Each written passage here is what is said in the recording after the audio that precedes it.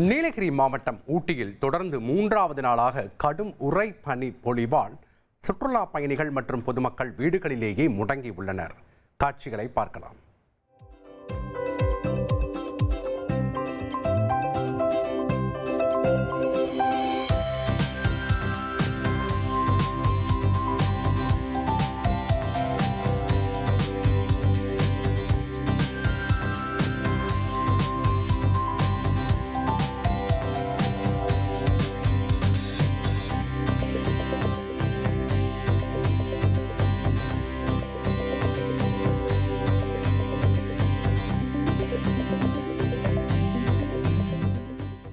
கூடுதல் மற்றும் கள தகவல்களை செய்தியாளர் வில்லியம் வழங்கிட நாம் கேட்கலாம். வணக்கம் வில்லியம்.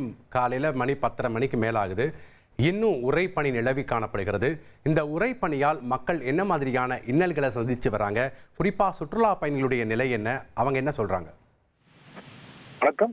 நீலகிரி மாவட்டத்தை பொறுத்தளவு பொதுவாகவே நவம்பர், டிசம்பர், ஜனவரி ஆகிய 3 மாதங்கள் குளிர்காலமாகும்.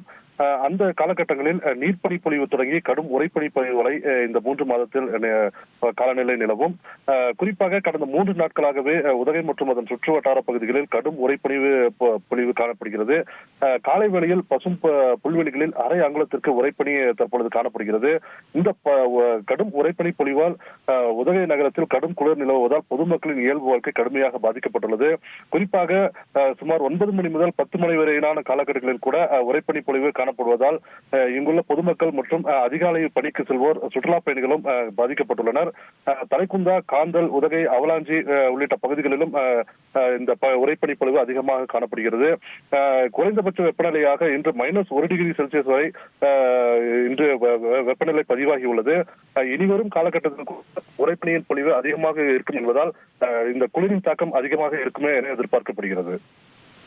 நன்றி வில்லியம், உங்களுடைய தகவல்களுக்கு.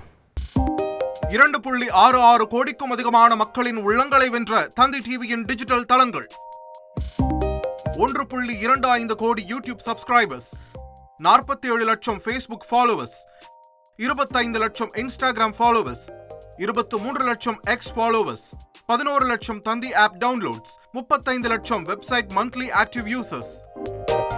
அசுரபலம் கொண்ட எங்கள் டிஜிட்டல் கரங்களில் உங்கள் விளம்பரங்களை சேர்க்க வாட்ஸ்அப் பண்ணுங்க 8939888378. Email advt@dttv.in.